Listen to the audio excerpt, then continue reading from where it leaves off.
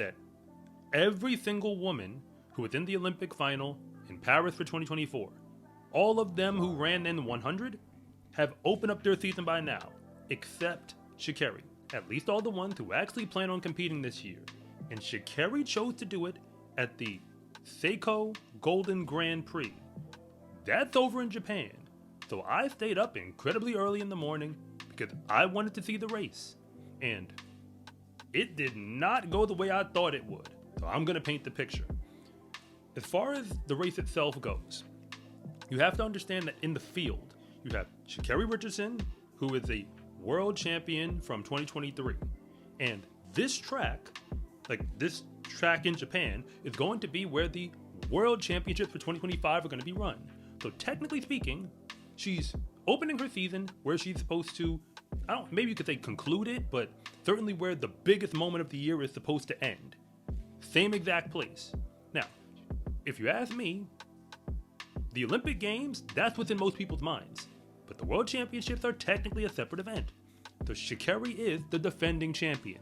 Twanisha Terry was there in the race, but the announcers don't even really pay her that much, they give her that much attention. It takes a while before they even point out that she's on the starting line. Like, yes, they name all the athletes, but they don't really say like, oh, she was in the Olympic final for the 100, which she was. They talk about the fact she was at the World Relays, but you're missing the point. Twanisha Terry's not just like a fast woman. She's one of the fastest women in the world.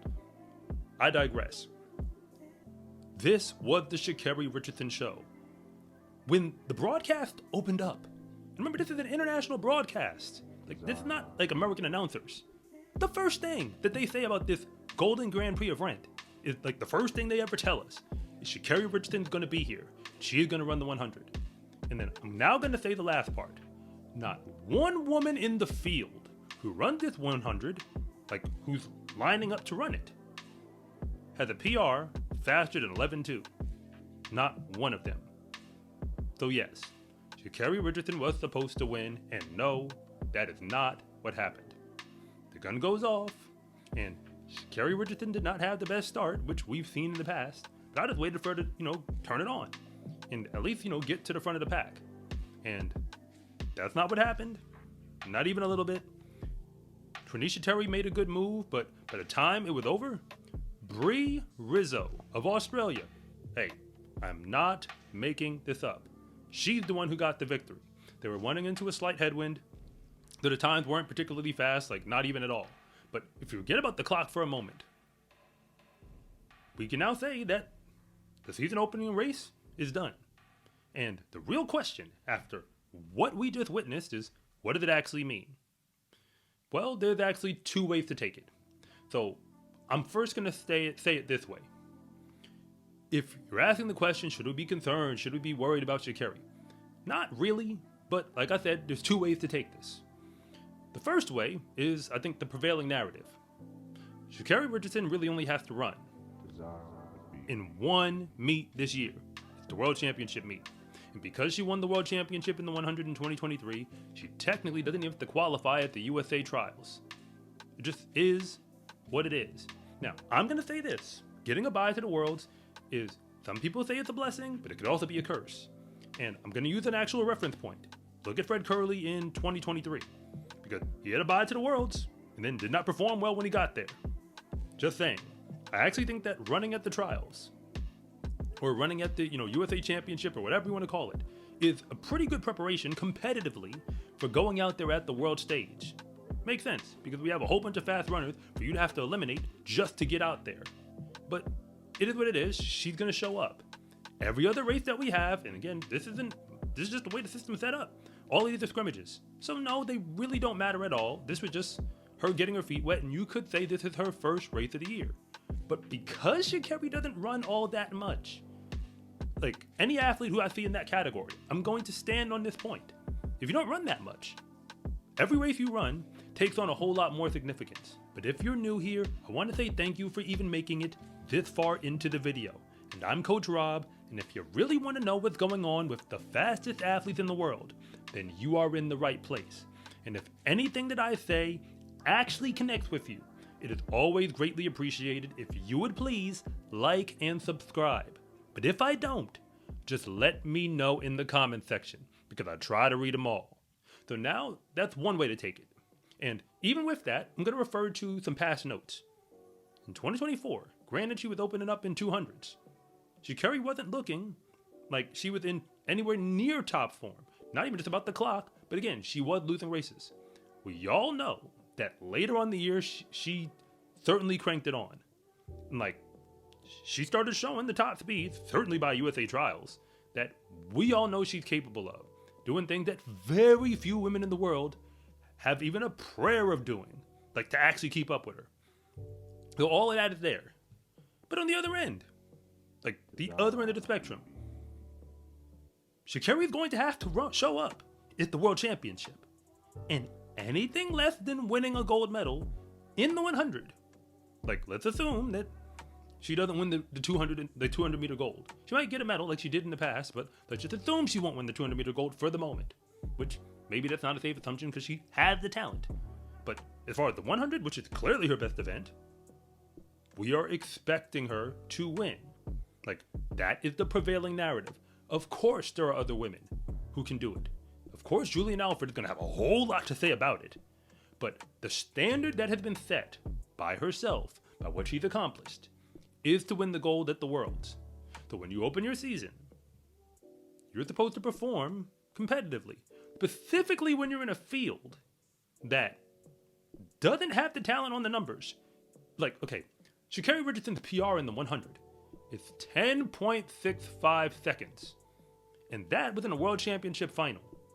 So when you go to a field where, aside from Tanisha Terry, nobody in that field has ever broken 11.2, that's more than a half a second. You kind of see where I'm going with this? And I believe I already started down this path, but I'm going to make it clear that now I'm talking about the other way to take it. Remember I pointed out that Sha'Carri Richardson doesn't run all that much? I'm also going to say that from a professional track and field standpoint, that is a problem. When I say it's a problem, you have to let me explain. It's a problem because Sha'Carri Richardson is not just a big-time track athlete. She's big-time. People want to see Sha'Carri. It just is what it is. Anytime she runs, she is a story. I want to know what's happening, and I know most of you want to know what's happening. And people have strong opinions either way about how they feel about her as a competitor. The announcers said something very interesting. They said, when they were looking at Sha'Carri and they saw that she had a calf sleeve on, I don't know if it was cosmetic, if it was related to something in her training, who knows? But they point out the calf sleeve, and when they do, they're like, oh, well, we're maybe not certain about why she's wearing the sleeve. And then they said something unique, which was she was at a Grand Slam track event, and she was wearing the sleeve there. I'm like, I don't know where they're getting that from, because I was there in Grand Slam Miami. Sha'Carri wasn't there. And trust me, we would have noticed. And I was paying attention to Grand Slam Jamaica, and she wasn't there either, from what I can tell on them cameras, and from everybody else who I know was there as well. I wish Sha'Carri Richardson would pull up to Grand Slam, because I believe that stage is made for her, as far as what it is that we're celebrating with those events and the magnitude of them. But she wasn't there. Just, again, no shade, just being honest. We don't get to see her that much. The only time that I know that I can at least look forward to seeing her, again, people scratch from races all the time, but what I can look forward to is the Prefontaine Classic, which is a Nike-sponsored event. And she is a Nike-sponsored athlete. And that's not until July, as far as I can tell, in this year's calendar. Again, let me know in the comments if I got that wrong. People want to see Sha'Carri, but when we want to see her, we expect her to do the thing that Sha'Carri does. And when I say that Sha'Carri does, I mean the thing that most people cannot, who are competing against her. Her race to open the year in Tokyo. That's not exactly what we got to watch. And although we've seen this movie before, where she starts the season slow, and by the time we get to the end, she's certainly figured out how to get all the way up in the front and do some very special things. I have to point this part out. From what I can tell about her career up until this point, Sha'Carri Richardson is able to hit heights that almost nobody else in the world can hit when it comes to her performance on a track. And she's proven she can do it in the biggest races. But when you look at her report, she hasn't necessarily shown us that she's all that concerned about running fast throughout the year, certainly not on the circuit. We can just take that information for what it is, because I know people want to see fast times, and we also want to see victories, we also want to see dominance.